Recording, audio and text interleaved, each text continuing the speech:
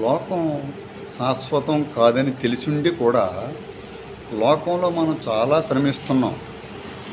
మన కుటుంబాన్ని, మన కుటుంబ సభ్యులందరూ కూడా మరి ఆర్థిక పరంగా ఉన్నతమైనటువంటి స్థితిలోకి రావాలని మనము దేవుడు మనకు అనుగ్రహించినటువంటి దినములలో మ్యాక్సిమం ఇంక్లూడింగ్ క్రిస్టియన్స్ దాన్ని గ్రహించకుండా, ఆ సమయాన్ని దేవుడికి ఇవ్వకుండా వారు దేవునికి దూరంగా జీవించడం జరుగుతుంది. ఎట్ లాస్ట్ చివరికి వచ్చేటప్పటికి మనము ఏది పట్టుకుని ఇక్కడి నుంచి ఈ భూమిపై నుండి పైకి వెళ్ళలేము. సమస్తాన్ని విడిచిపెట్టి వెళ్ళేటటువంటి ఈ ఆస్తిపాస్తుల విషయంలో మనం చాలా శ్రద్ధ వహిస్తున్నాం. కానీ పరలోక రాజ్యపు పౌరసత్వాన్ని దేవుడు మనకు అనుగ్రహించారు. పరలోక రాజ్యంలో మనం ఉన్నతమైనటువంటి స్థితిలో ఉండాలి. పరలోక రాజ్యంలో దేవుడు అనుగ్రహించే అనేక రకమైనటువంటి మరి గిఫ్ట్స్ అన్నీ కూడా మనము మరి పొందాలనేటువంటి ఉద్దేశం చాలామందికి లేదు. చదవబడినటువంటి వాక్యం మీరు అందరూ కూడా చూశారు కదా. ఎక్కడ జడ్జెస్ 6th చాప్టర్, న్యాయాధిపతుల గ్రంథము 6వ అధ్యాయాన్ని మనము 6 నుంచి 10 వచనాలు చదువుకున్నాం. దీనిలో మనకు ఇశ్రాయేలీలు కనబడుతున్నారు. ఇశ్రాయేలీలు దేవుని దృష్టికి ఏం చేశారట? దోషులై ఉన్నారు. అందుచేత దేవుడు వారిని శత్రువులకు అప్పచెప్పడం జరిగింది. ఎగ్జాక్ట్లీ ఆ శత్రువులు ఎవరు? మిద్యానీయులు. ఇప్పుడు మన శత్రువులు ఎవరు అంటే రోగము, బాధలు, ఆర్థిక లావాదేవీలు, ఆర్థిక మరి లోటుపాట్లు, మరి గృహాలలో శోధనలు వగైరా.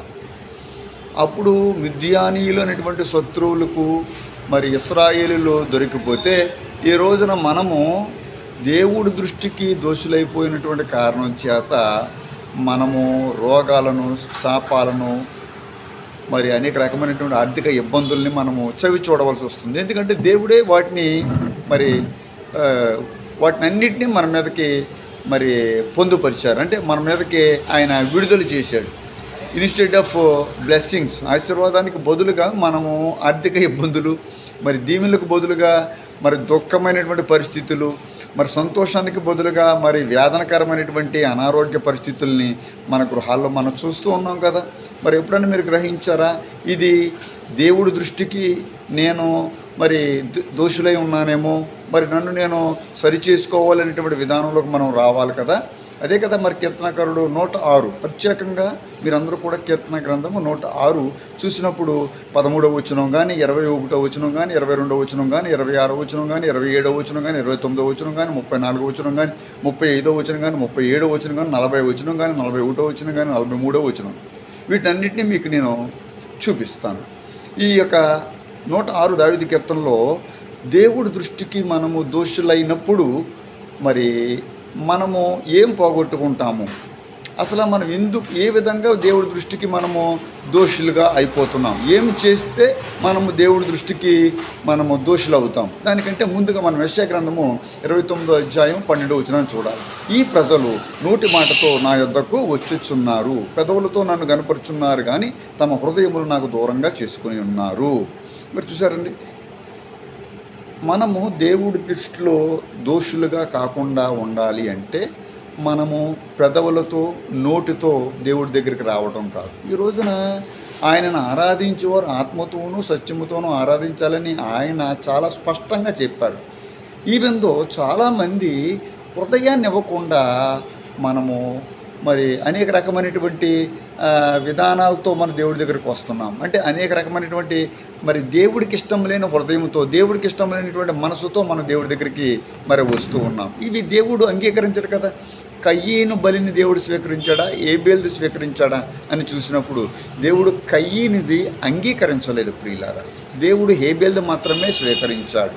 ఈ రోజున మన ప్రార్థన, మన హృదయము, మన హృదయం ఇట్టు ప్రార్థన చేసినప్పుడు దేవుడు మన విరిగి నలిగిన హృదయాన్ని అంగీకరించాలి. నువ్వు అంగీకరించబడాలి అంటే మనలో ఎటువంటి దోషం ఉండకూడదని ప్రభు పేరట మీకు నేను తెలియజేస్తూ ఉన్నాను. మరి 106 దావీదు కీర్తన 13వ వచనం అని ఇందాక చెప్పాను. అయినను వారు ఆయన కార్యములను వెంటనే మర్చిపోయారు.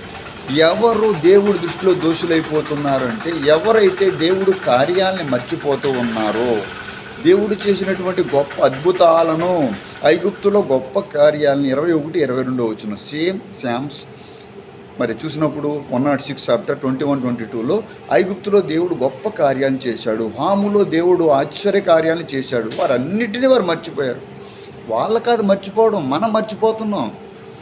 మనం రక్షణ పొందామనేటువంటి విషయాన్ని మర్చిపోతున్నాం, మన కిరీటాన్ని పోగొట్టుకోకూడదనే విషయాన్ని మర్చిపోతున్నాం, మన పిల్లలను దేవుడి వైపు నడిపించాలనే విషయాన్ని మర్చిపోతున్నాం, అన్ని విషయాల్లో. అందుచేతే 29వ వచనం చూసినప్పుడు తెగులు రేగెను. దానికంటే ముందుగా you read the Bible 26 and 27లో దేవుడు వారిని కూల చీటకును చెదరకొట్టను చెయ్యి పైకెత్తాను. ఎంత భయంకరమైనటువంటి విషయం అంటే, మనం దోషులుగా ఉంటే దేవుడు మనల్ని కూలదోస్తాడు అని క్లియర్గా చెప్తున్నాడు. ఆయన డైరెక్ట్గా మాట్లాడుతున్నాడు. ఆయన ఆశీర్వాదం అంటే ఆశీర్వాదము, కూల చేస్తాను అంటే కూల చేస్తాను. ఎందుకు కూలిపోవాలి నీవు? మనం చేసినటువంటి దోషముల నిమిత్తం, మనం దేవుడి దగ్గర పశ్చాత్తాపడకపోవడం నిమిత్తం, మనం దేవుడి దగ్గర కన్నీరు కార్చకపోవడం నిమిత్తం మనం కూలిపోవాల్సినటువంటి ఆవశ్యకత మన మీదకు వస్తుంది. మనము ఇమ్మీడియట్గా దేవుడి దగ్గరికి మన దోషాలన్నింటినీ ఒప్పుకోవడం రాకపోవడం వల్ల యెహోవా వారికి ఆజ్ఞాపించినట్లు వారు చేయలేదు. 34వ వచనం, ఈవెన్ అన్యజనులను నాశనం చేసినట్టుగా దేవుడు ఇశ్రాయేలును కూడా నాశనం చేసినటువంటి సంఘటనల్ని పరిశుద్ధ గ్రంథం చాలా క్లియర్గా చెప్తుంది. వారికి ఒక రూలు, వీరికి ఒక రూలు పెట్టలేదు. ఈవెన్ ఇశ్రాయేలీట్స్ తప్పు చేసినప్పుడు కూడా ఆ తప్పుకు శిక్ష దేవుడు వారి మీదకి విధించాడు. మై ఫ్రెండ్స్, 37వ వచనం చూస్తే 37వ వచనం బలుల్ని క్రియల వలన, వారు చేసినటువంటి బలుల వలన క్రియల వలన వారు ఏం చేశారట? అపవిత్రం అయిపోయారట. దోషము అంటే మనము లోకంలో మమేకమైపోవడం, లోకస్తులతో మమేకమైపోవడం. 40వ వచనం చూసినప్పుడు అందుచేత దేవుడికి ఏంది రగిలిందట? కోపం రగిలినట్టుగా దేవుని యొక్క లేఖనం చాలా క్లియర్గా చెప్తుంది. దేవుని బిడ్డలారా, దేవుడు కోపం, దేవుని ఉగ్రత మన మీద లేకుండా, మన సంతానం మీద లేకుండా, మన కెరియర్ మీద లేకుండా, వారి భవిష్యత్తు జీవితంలో లేకుండా చేసుకోవాలి. వారి శత్రువులు వారికి బాధ పెట్టారు. 41వ వచనం 106 దానికి. ఎందుకంటే దోషాలు ఎక్కువైపోయాయి. దేవుని యొక్క వాక్యం నిజానికి పరిశుద్ధ గ్రంథము చాలా చక్కగా, యెషయా గ్రంథం చాలా ఫెమిలియర్ మాట మనకు. ఆయన మన దోషముల నిమిత్తం నలుగు కొట్టబడెను, మన సమాధానమైనటువంటి శిక్ష ఆయన మీద పడింది అని లేఖనం చెప్తుంది. మన దోషాల నిమిత్తం ఆయన నలగొట్టబడ్డాడనేటువంటి చిన్న మరి చాలా అద్భుతమైనటువంటి మాటను నాకు గ్రహించుకోకపోతే మనం నష్టపోయేది మనమే. లేఖనం ఏం చెప్తుందో తెలుసండి ప్రియులారా? ఇర్మీయా గ్రంథం 31:30లో ప్రతివాడు తన దోషం చేతనే మృతి నొందెను. అంత భయంకరమైన మాట. ఎందుకు మృత్యువు? ఎందుకు మరి మనకు మరణం? ఎందుకు ఆత్మీయ మరణం? ఎందుకు కొన్నిసార్లు శారీరకమైనటువంటి మరణం మన మీదకు వస్తుంది అంటే మనం చేసిన దోషమని. యెహెజ్కేలు గ్రంథము 16:49 వచనం, సొదొమ చేసిన దోషం ఏదనగా గర్వము సుఖస్థితి. దేవుని యొక్క వాక్యం చాలా క్లియర్గా చెప్తుంది. సొదొమ గొమొర్రాల మీద దేవుడు ఎందుకు ఆ ఉగ్రతను, ఆ అగ్నిని, మరి గంధకాలని ఎందుకు రప్పించాడని చూసినప్పుడు ఈ యొక్క లేఖనం ఇక్కడ క్లియర్గా చెప్తుంది. సొదొమ చేసిన దోషం ఏదనగా గర్వము సుఖస్థితి అని చాలా క్లియర్గా. మరలా ఒకసారి ఇర్మీయా గ్రంథం 39:23లోకి వెళ్తే, ఇశ్రాయేలు తమ దోషమును బట్టి చెరలోనికి పోయారు. మనం అందరం మర్చిపోకూడదు ఏమిటంటే, మన దోషాలు పరిహరించబడ్డాయి. తిరిగి మనము దోషులుగా దేవుడి దగ్గర నిలబడిన పరిస్థితి ఎందుకు వస్తుంది? ఆయన చేసిన మేళను మర్చిపోవడం, ఆయనకు కృతజ్ఞత స్తుతి చెల్లించకపోవడం, ఆయనకి ఇవ్వాల్సిన సమయాన్ని మనం ఆయనకి ఇవ్వకపోవడం, లోకంతో మమేకవడం, దేవుని శత్రువులతో మన స్నేహం చేయటం. హీన దశ నుండి 43వ వచనంలో 106 దావీదు కీర్తనలో ఇందాక నేను మరి దాన్ని స్కిప్ చేయడం జరిగింది. ఇప్పుడు you can read the Bible 106th Psalms and 43rd verseలో వాక్యం చూసినప్పుడు వారు ఏం పొందారట? ఎందుకంటే వారు దోషము చేత హీనదశ పొందడానికి చాలా క్లియర్గా చేస్తున్నారు. వారు ఎందుకు హీనదశ వచ్చింది అంటే, వారు హీనదశ ఎందుకు పొందారంటే దోషం చేశారు. యూ రీడ్ ద బైబుల్లో మరి సామెతల గ్రంథం Proverbs 5th chapter and 22nd verseలో దుష్టుని దోషములు వానికి చిక్కులు పెట్టును. ఏ మనుషులైతే దోషులుగా ఉంటారో ఆ దోషం వాళ్ళకి పాపం మాదిరిగా వాళ్ళ మీదకి వచ్చి వాళ్ళని చెక్కించుకుంటుంది. నా దోషము నా తల మీదుగా పొల్లి ఉన్నదని ఆయన తండ్రి అయినటువంటి దావీదు కూడా అదే మాట అంటున్నాడు కదా. 38వ అధ్యాయం 4వ చాప్టర్లో 4th verseలో, నా దోషము నా తల మీదుగా పొల్లి ఉన్నది. ఎక్కడికి పోతుంది? నీవు చేసినటువంటి దోషాలు పాపాలు ఎక్కడికి పోతాయి? ఎక్కడికి పోవు. ఎక్సోడస్లో వాక్యం చెప్తుంది అదే 20 అధ్యాయము నిర్గమకాండం 20 అధ్యాయం 5వ వచనంలో తండ్రుల దోషం కుమారుల మీదకి రప్పింపబడగా, చాలా భయంకరమైనటువంటి మాట. ఇప్పుడు మీరందరూ ఈ దోషాలకు మరి పరిహారం ఏమిటి? ఈ దోషాలు ఎలాగపోతాయి? నా దోషము పోవునట్లు నన్ను బాగుగా కడుగుము, కీర్తనకారుడు అంటున్నాడు. నా దోషము 51వ అధ్యాయం 2వ వచనంలో, నా దోషము పోవునట్లు నన్ను బాగుగా కడుగుము. దేవునికి మహిమ కలుగును గాక. కీర్తన గ్రంథం 103 మరి చక్కనటువంటి మాటలు, ఆయన నీ దోషములన్నింటినీ క్షమించువాడు. మనకు ప్రభువు అని యేసుక్రీస్తున్నాడు. యెషయా గ్రంథము 53వ అధ్యాయం, మన దోషములను బట్టి ఆయన మనకు నలుగుగొట్టబడ్డాడు. దేవుని బిడ్డలారా, అదే యెషయా గ్రంథం 53వ అధ్యాయం 6వ వచనం, యెహోవా మన అందరి దోషములు అతని మీద మోపబడ్డాయి.